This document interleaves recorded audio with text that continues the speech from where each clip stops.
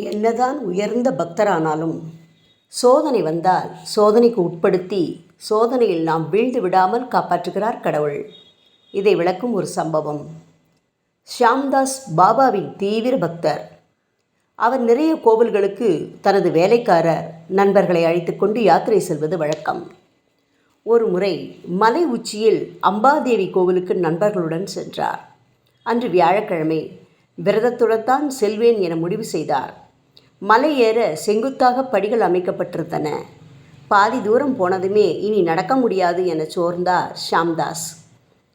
வறட்சியாலும் தளர்ச்சியாலும் திடீர் என மயங்கி சரிந்து விழுந்தார்.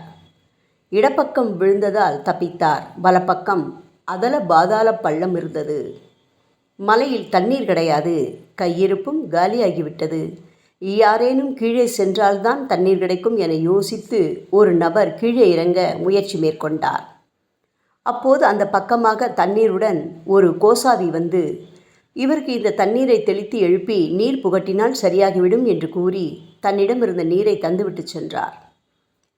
அந்த வெயில் நேரத்தில் எப்படி ஒரு புதிய நபர் வந்தார் என ஆச்சரியத்துடன் பார்த்தார்கள்.